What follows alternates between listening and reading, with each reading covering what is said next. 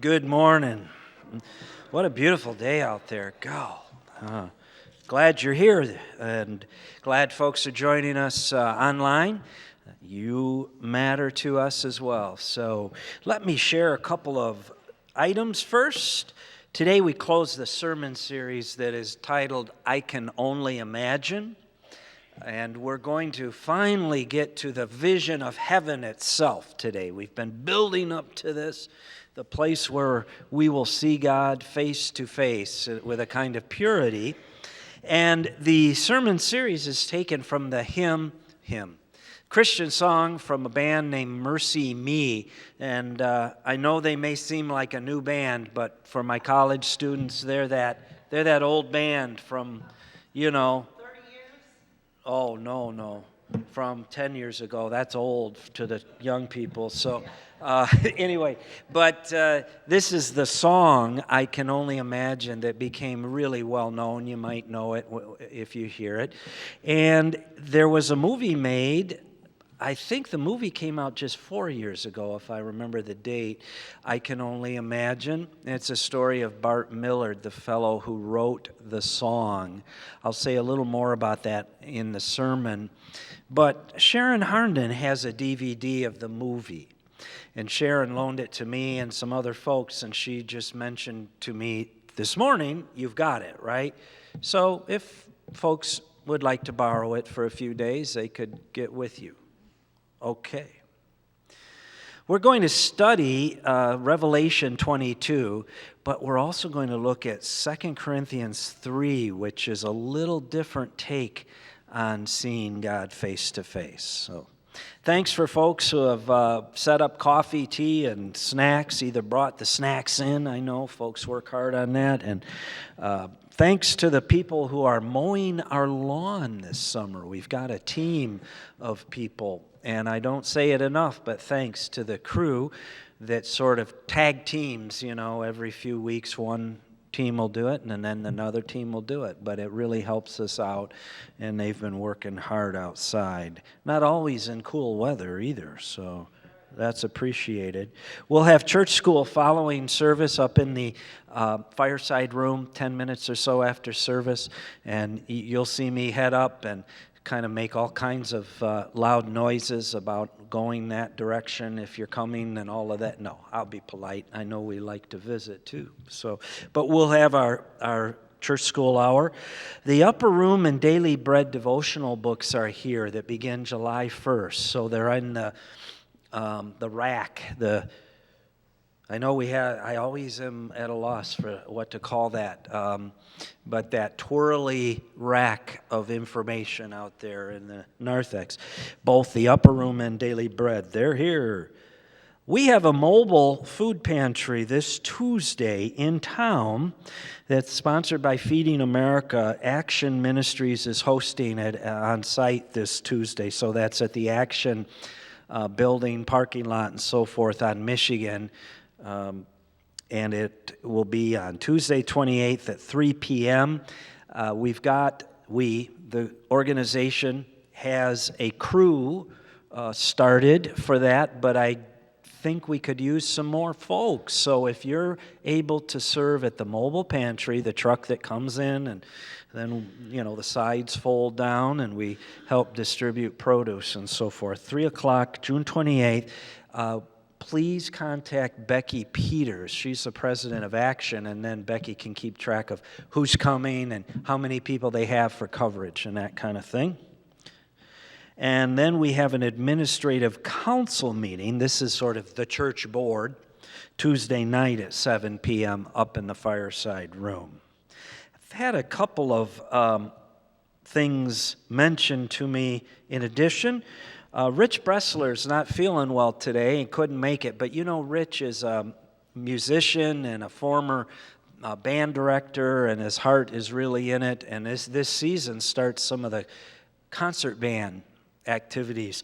And Rich is reminding us that next Sunday, the 3rd, the St. Joe Municipal Band will start its summer concerts up on the bluff. I don't know the time, and I don't want to guess, but next Sunday afternoon, the 3rd.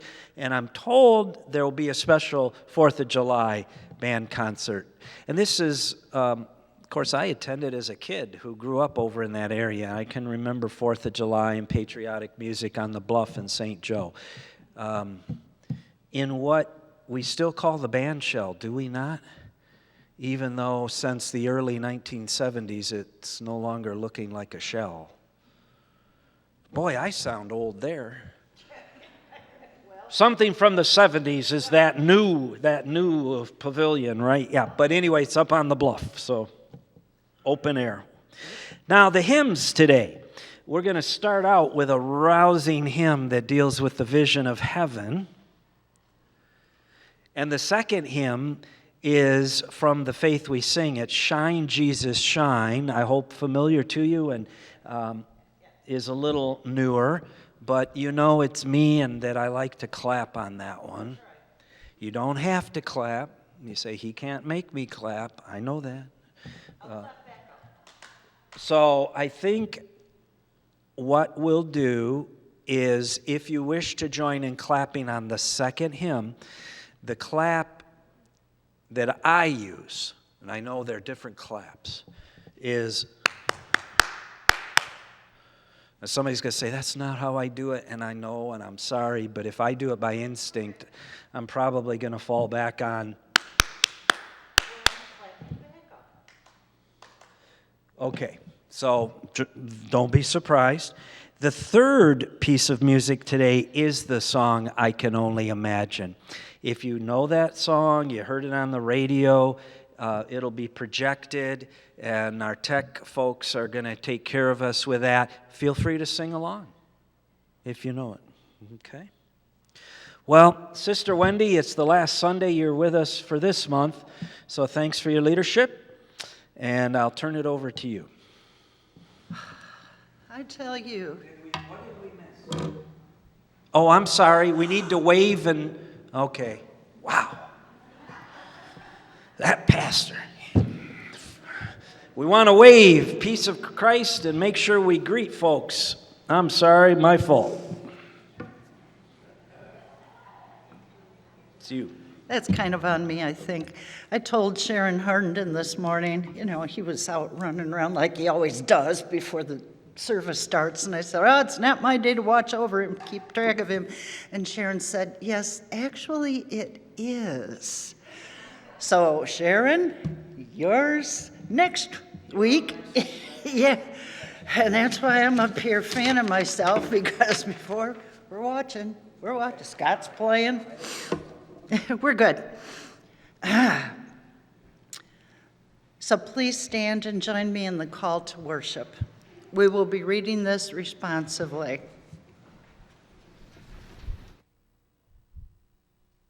Then I saw a new heaven and a new earth.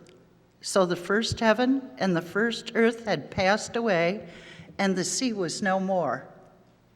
And I saw the holy city, the new Jerusalem, coming down out of heaven from God, prepared as a bride for her husband. And I heard a loud voice from the throne saying, see, the home of God is among mortals. Dwell with them. They will be his peoples. And God himself will be with them and be their God. Please remain standing for one of our favorite opening hymns, When We All Get to Heaven, page 701. We will be singing all 4 verses.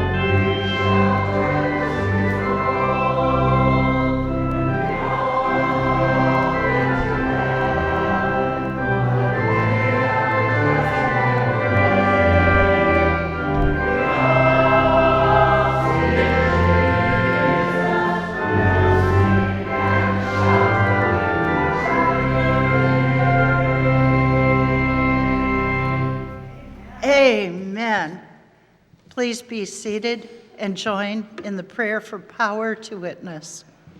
We will be reading this in unison. Lord Jesus, we marvel that you laid aside the glory of heaven to come to us. We revel in your love and sacrifice. Help us to respond by giving ourselves to you, so that others may know you and revel in your love for them. May our sacrifices reflect your sacrifice, our love reflect your love, and our lives be employed or laid aside for your glory. Amen. Our first reading is Revelation chapter 22, verses 1 through 7. Then the angel showed me the river of the water of life, bright as crystal, flowing from the throne of God and of the Lamb through the middle of the street of the city. On either side of the river is the tree of life, with its 12 kinds of fruit, producing its fruit each month. And the leaves of the tree are for the healing of the nations. Nothing accursed will be found there anymore. But the throne of God and the Lamb will be in it, and his servants will worship him. They will see his face, and his name will be on their foreheads. And there will be no more night. They need no light of lamp or sun, for the Lord God will be their light, and they will reign forever and ever. And he said to me, these words are trustworthy and true, for the Lord, the God of the spirits of the prophets, has sent his angel to show his servants what must soon take place. See, I am coming soon. Blessed is the one who keeps the words of the prophecy of this book. Our second reading is the book of 2 Corinthians, chapter 3, verses 17 and 18. Now the Lord is the Spirit, and where the Spirit of the Lord is, there is freedom. And all of us, with unveiled faces, seeing the glory of the Lord as though reflected in a mirror, are being transformed into the same image, from one degree of glory to another, for this comes from the Lord, the Spirit. And now the gospel reading. Please stand as we read from Matthew chapter 24, verses 34 through 36. Truly I tell you, this generation will not pass away until all these things have taken place. Heaven and earth will pass away, but my words will not pass away. But about that day and hour no one knows, neither the angels of heaven nor the Son, but only the Father. This is the word of God for the people of God. Thanks be to God. Please be seated.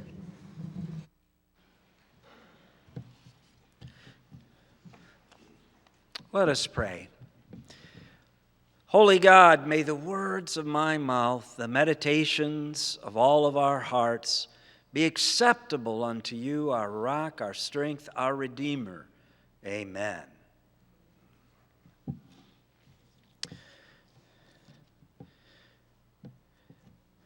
I don't think it was only because I worked with college students that I heard the song I Can Only Imagine a lot.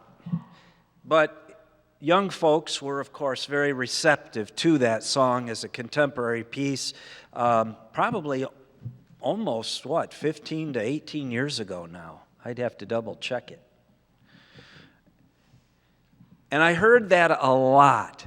There was a student named Amanda who was a wonderful young person, and we still stay in touch on Facebook, and she came to me and said, Pastor, I'm in a speech class, rhetoric and the techniques of public speaking and all of that. She said, we've been asked to give a 5-minute speech, and I want to give this speech on heaven.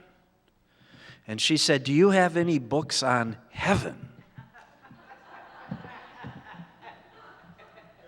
I said, "I got one right here, but that's the one that's my go-to book." And we talked, and she was using the words of the song, "I Can Only Imagine," which is about imagining what it's like in heaven, the kingdom of God. So much we don't know, and so much that we are told in Scripture to anticipate. And so when the movie came out, like I am with most movies, I get around to them 5 or 20 years late. That's me. People, "Have you ever seen?" And I didn't see that one.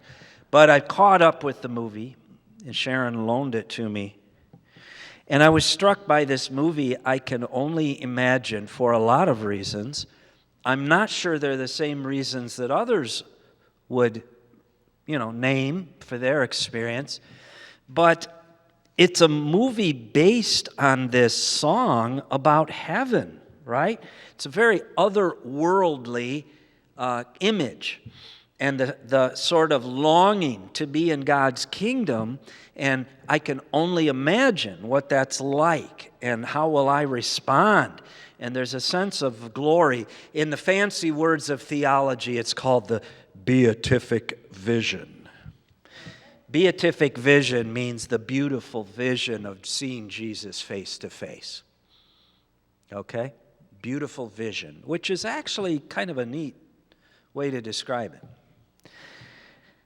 And so it's a song about heaven, and it's a movie that in many ways is about anticipating heaven. And then here's the thing that caught me. It's a really gritty movie about some stuff in life now, right? If anybody's seen that. It's not just a movie from first to last about sitting around talking about what heaven must be like.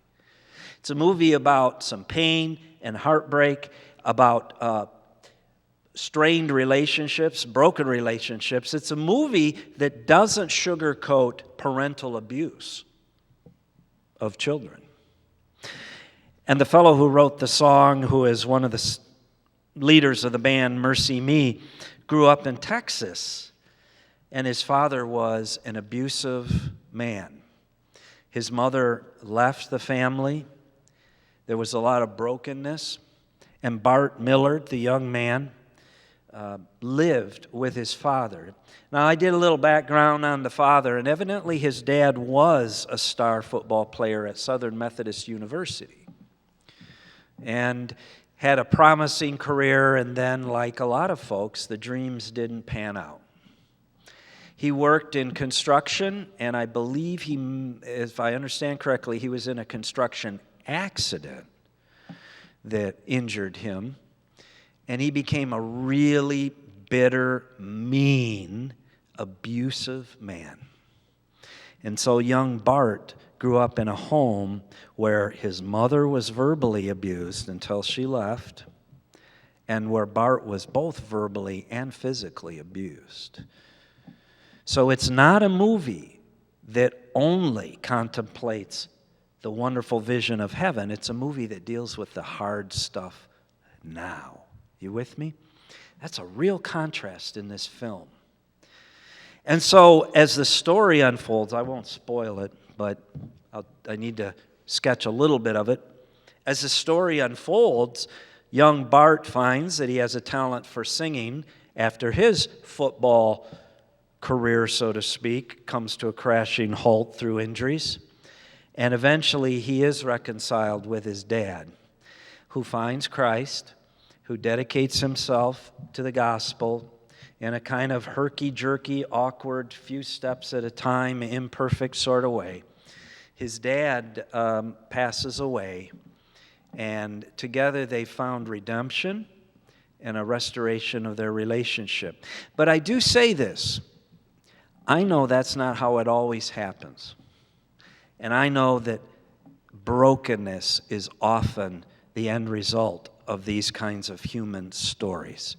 And yet, without sugarcoating the bad stuff, this film manages to hang on to the vision of heaven. And so what I've concluded, and others might have a different way of looking at that, is that this film, I can only imagine, is really about how the vision of heaven has the power to shape healing in the now. You with me? How the vision of heaven is not just something that Christian people sit around and talk about with perfect language and poetry and twiddle their thumbs waiting for it. The vision of heaven has a power to break into this world and change things in the now. You with me? That's kind of what I took away from this film. Because I was struggling with how a film about such painful stuff and hurtful things and horrible behavior, how does this end up in a song about heaven? Well, the vision of heaven breaks into this world and makes a difference now. Hold on to that thought. Wendy read from Revelation 22. You know, there are these texts in the Old Testament. One says that Moses talked to God face to face, and then others, no, he didn't, and he can't. And, you know, it's very confusing. But if you want a text that is so darned explicit about our destiny and where we will be, it is Revelation 22. And it says without qualification that the saints, all of the redeemed people, whoever they are, whoever God has invited in and whoever's responded, everybody there will see Jesus face to face. Period, right? And it's interesting that the vision of heaven here is a little bit different than some might assume. For instance, in Revelation 21, just a few verses earlier than in chapter 22, in Revelation 21 it says there's no temple. You see, the temple, very, very critical symbol of religious observance and celebration. Nothing wrong with the temple on earth. But it says, no need for a temple, my paraphrase. And that there's no need for trappings, kind of earthly trappings of what heaven might be like. Even though there's all this really interesting symbolic detail that is and isn't symbolic. The river of life is there. It's bright as crystal. And the people who are there, this is the part that really grabs me. They need no light of lamp or sun, for the Lord God will be their light. You with me? No need for artificial light. Light is such a powerful metaphor in the Scriptures and for Christian faith. We have all the imagery from the Gospel of John about the light coming into the world and darkness does not overcome it. It's such an important symbol. I don't think Revelation 22 is saying it's bad. It's just saying that all of our grasping at imagery for light and God's light in our life and all of that, we're not going to need that stuff because God Himself is going to be our light. How about that? Wow. I don't know about you, but I'll take God over a mag light any day, huh? Amen. Right? Amen. I don't care what they got these days. Oh, you should see what they got these days with all of these lenses. And I'm saying, yeah? Compared to God? No. Amen. So if you read Revelation 22, read it as a book of as a passage rather of destiny and hope. And that so much that we need, so to speak, in this world won't be needed then. I know a lot of folks, this is an aside, I just want to reinforce it again. A lot of folks say, I don't like the Revelation because it's scary, right? If you start to read the book of Revelation, don't stop. That's my best advice I can offer. Don't stop. If you start it, go to the end. Because I guarantee you, in the end, God wins. All right? Yeah, see? There's a lot of scary stuff along the way, man. But don't bail out. And this is where we're almost to the very end. And this is the vision. No more need of light, so to speak. God will be our light. See? And that does remind me of the song, I Can Only Imagine. And yet, what about now? That's where I came to rest. What about now? How does that vision affect us now? How does that vision break back into our world and inform us now? I don't know about you, but I'm not sure I want to spend from now until whenever I get there just twiddling my thumbs. Right? God has something for us to do now. And just like God was working in the life of Bart Millard and his father and all of that, God wants to work in our world and in our lives now. Not without the vision, but with the power of that vision kind of coming back in, you know. So 2 Corinthians 3:17, 18, beautiful text, is all about having unveiled faces. In other words, the imagery of gazing on God's glory, and we, in essence, are unveiled. That's a sermon in itself, right? And seeing the glory of God, however, this is Paul writing, as though reflected in a mirror. There's a little bit of indirectness in the now. We're not quite there yet, right? And yet, that is what transforms us, is being in this presence of God's glory, even though it's a little imperfect now from the human standpoint. Being transformed from glory to glory, right? There's a word for that. It's called holiness. Being transformed from glory to glory. It's called holiness. All right? I love this. And friends, when we get to the third verse of Shine, Jesus, Shine, the language is all about 2 Corinthians 3:17. You'll see. You'll see. You may have sung the Shine, Jesus, Shine many times and not thought of that, but when you get to the third verse, here's how it goes. And you tell me it's not 2 Corinthians 3. I'll arm wrestle with you about that. As we gaze on your kingly brightness, so our faces display your likeness, ever changing from glory to glory. Mirrored here, may our lives tell your story. Shine on me, shine on me. Notice that when it comes around here in a few minutes. See? We're not quite to heaven yet. We're not able to just stand there and bask in the glory entirely without, other intermediate things going on. And yet, even now, that vision breaks back in and it shines on us, right? And what are we supposed to do? Just absorb it all and keep it to ourselves? Mirrored here, may our lives tell your story, Lord. Shine on me. It shines on us so we can share it with others. You with me? This is how heaven breaks back into the world. It's a beautiful vision of heaven, seeing God face to face.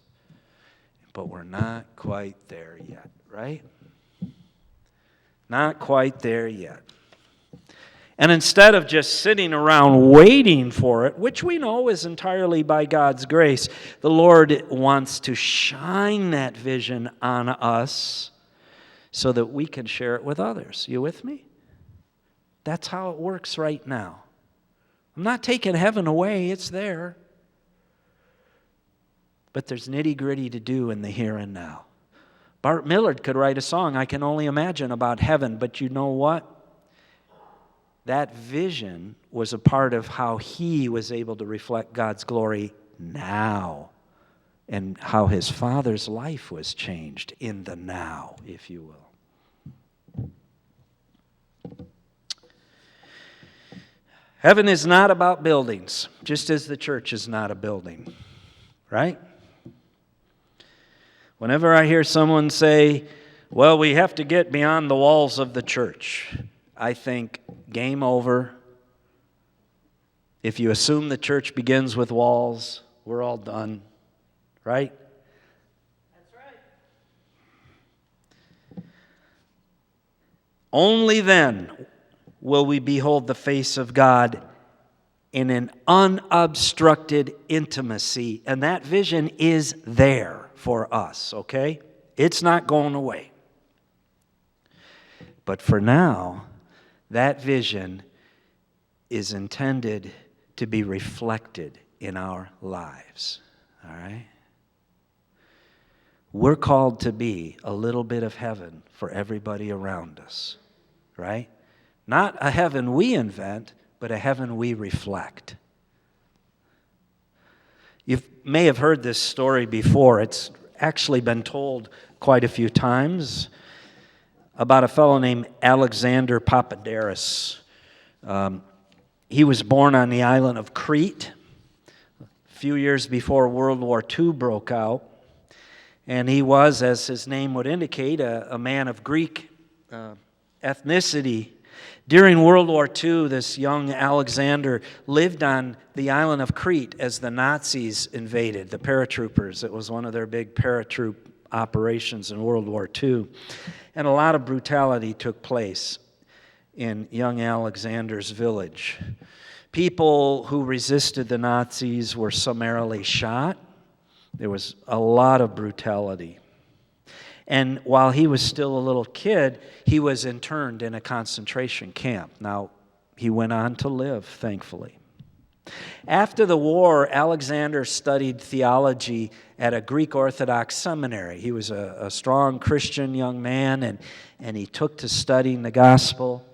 And he dedicated himself to build an institute for understanding of different folks, kind of a peace institute. He had seen so much brutality and hate, okay? And one day he was speaking in front of people, and someone said, Pastor, what's the meaning of life? That's a fairly big question, right? And Pastor Alexander pulled out a wallet, I guess, as the story goes, and he reaches inside, and he pulls out a little oval glass, piece of glass, almost like an eyeglasses lens, but it was a mirror. And he said, let me tell you something. He said, when I was a kid, the Nazis invaded.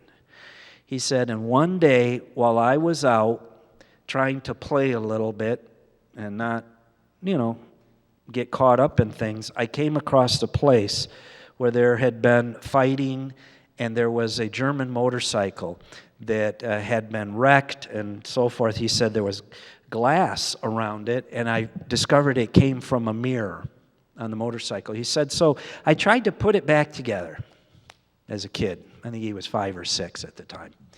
He said, you know how hard it is to put a mirror back together? Whew. He said, that's like the human condition sometimes. But I did this, he said. I took the biggest piece, and it was jagged, but then I kind of rubbed it on a rock all around the edges carefully to take off the jagged parts that might cut me. He said, and I got it down to this little oval. And I found that with that mirror, I could actually get out in the sun and reflect it and have it, kind of direct light into crevices and places I couldn't see. And he said it was really a little bit of a game, but I learned a lot.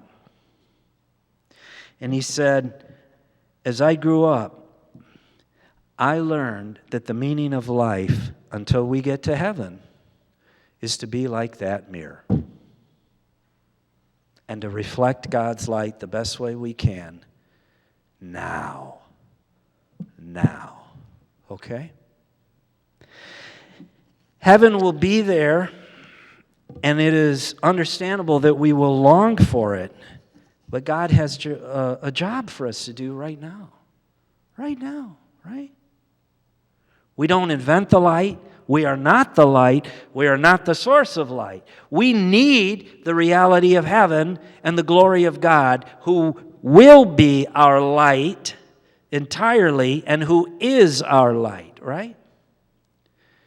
But now, until we get there, we are called to reflect that light for others. Amen?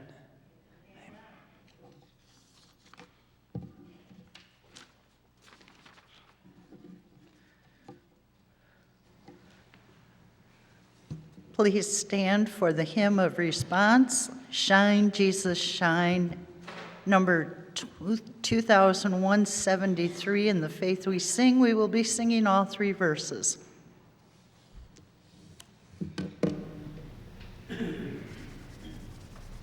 Shine,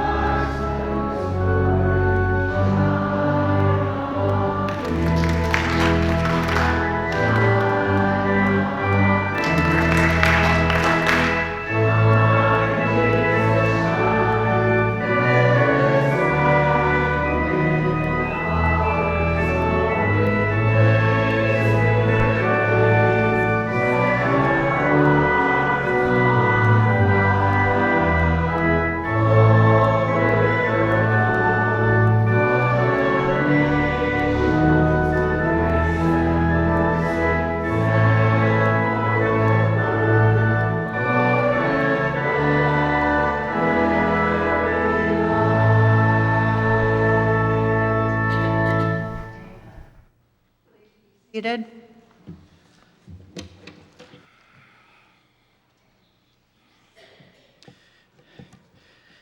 I'll do my best to bundle up some prayer items, a couple of items of thanksgiving, and a little bit of sad news, too. Ruth Pickens shared this. Now, Ruth, my glasses are a little goofy with me, but I think this is for Robert Slaughter, correct? Gotcha. Very good news after he finished his chemo and radiation.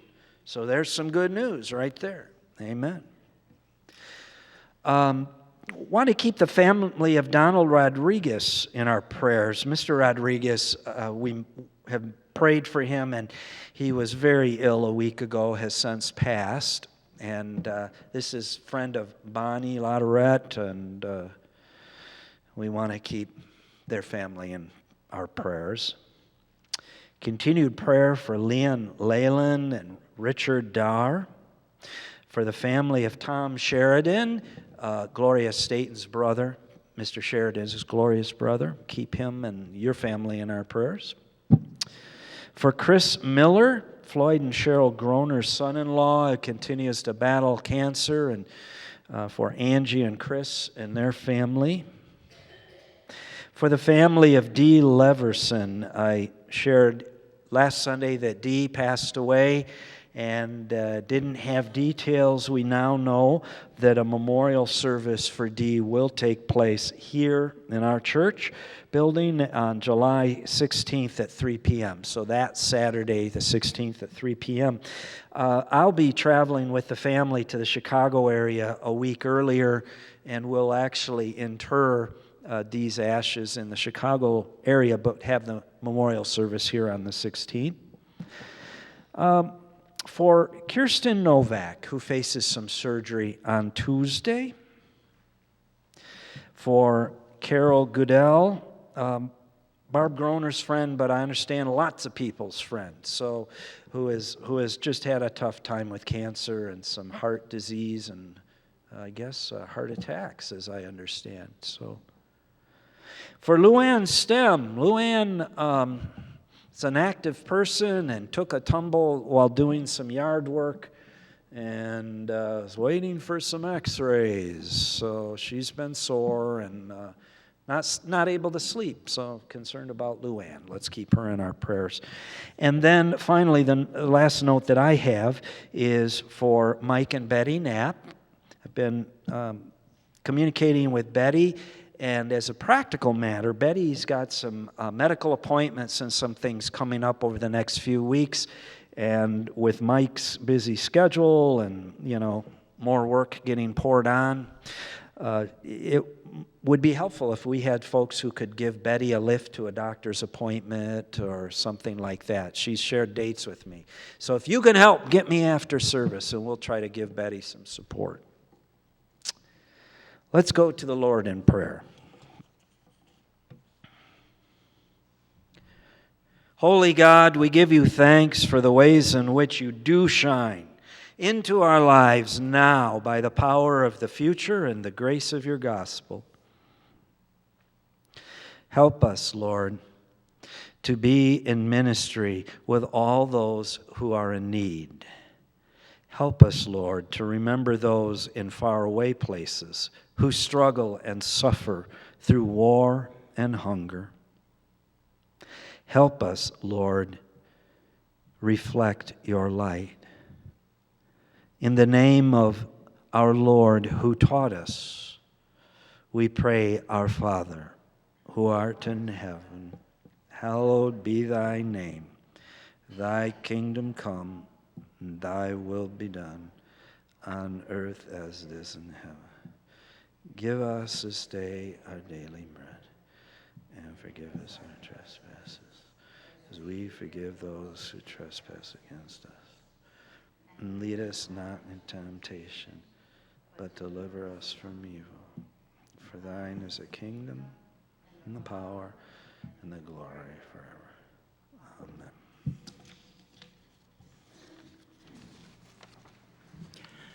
Now is the time to return some of what we have been given. Our special music during the offertory today is the Holy City.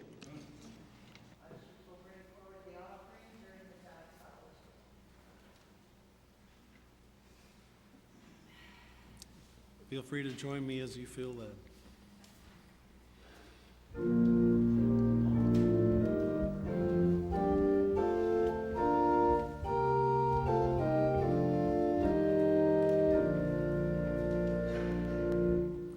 Last night I lay a-sleeping, there came a dream so fair. I stood in old Jerusalem beside the temple there. I heard the children singing, and ever as they sang, I thought the voice of angels from heaven answering. I thought the voice of angels from heaven answering.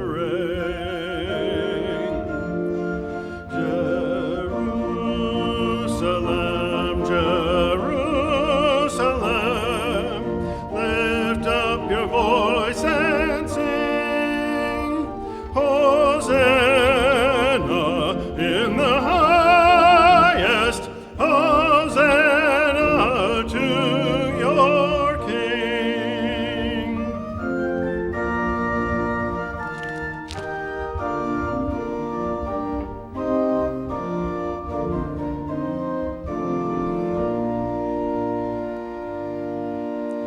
And then I thought my dream was changed.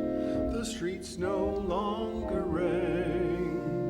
Hushed were the glad hosannas, the little children sang. The sun grew dark with mystery, the morn was cold and chill, as the shadow of a cross arose upon a lonely hill, as the shadow of a cross arose upon a lonely hill.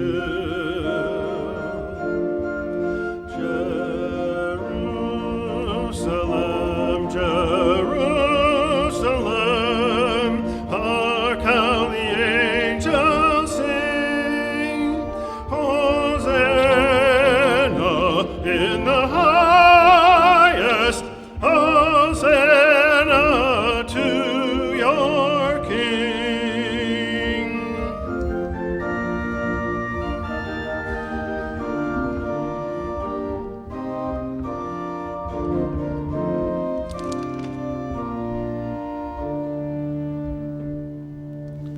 And once again the scene was changed, new earth there seemed to be. I saw the holy city beside the tideless sea. The light of God was on its streets, the gates were open wide, and all who would might enter, and no one was denied. No need of moon or stars by night, or sun to shine by day. It was the new Jerusalem that would not pass away. It was the new Jerusalem that will not pass away.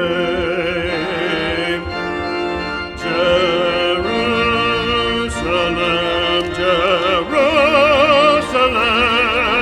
sing, for the night is o'er. Hosanna in the highest, Hosanna forevermore. Hosanna in the highest. 'Cause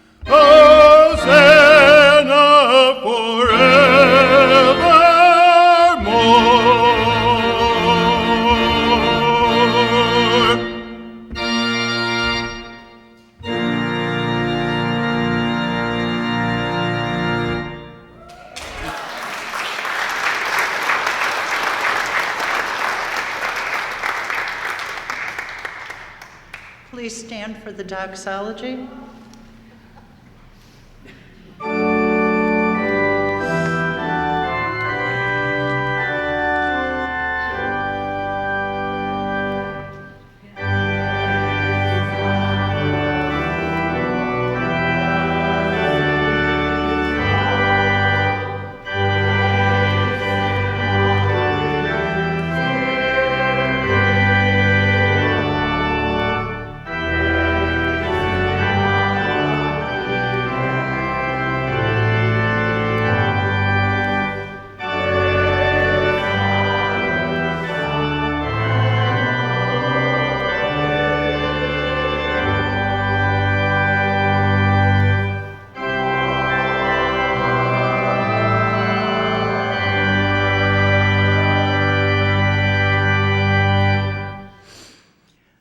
God of great gifts, this morning we give you praise.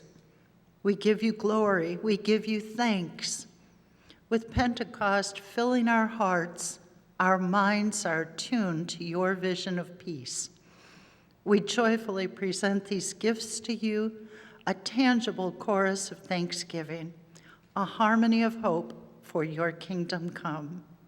Amen. Please remain standing for our closing song.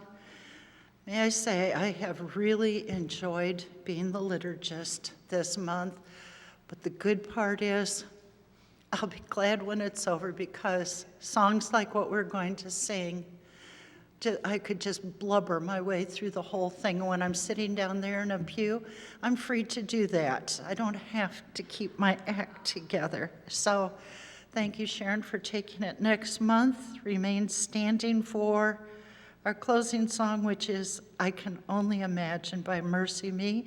The video will be on the wall. It will have words, so feel free to sing along.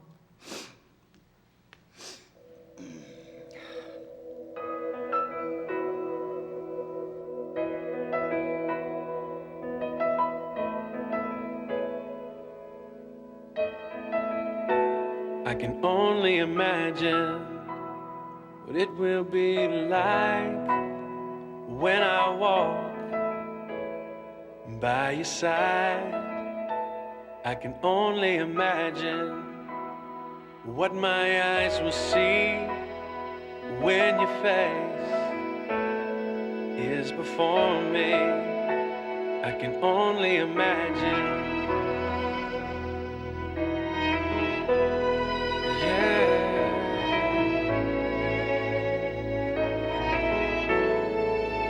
Surrounded by your glory, what will my heart feel? Will I dance for you, Jesus, or in awe of you be still? Will I stand in your presence, or to my knees will I fall? Will I sing hallelujah? Will I be able to speak at all? I can only imagine. I can only imagine. I can only imagine when that day comes and I find myself standing in the sun. I can only imagine when all I would do is forever worship you. I can only imagine, yeah. I can only imagine. Surrounded by your glory, what will my heart feel? Will I dance for you, Jesus, or in awe of you be still? Will I stand in your presence, or to my knees will I fall? Will I sing hallelujah? Will I be able to speak at all? I can only imagine, yeah, I can only imagine. Surrounded by your glory, what will my heart feel? Will I dance for you, Jesus, or in awe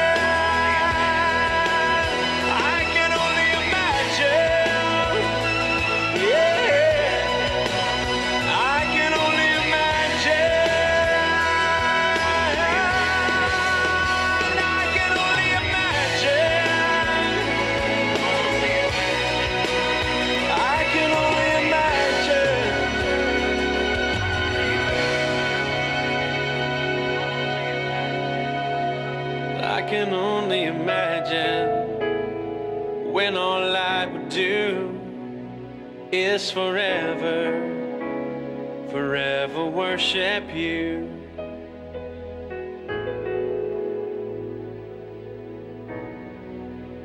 I can only imagine.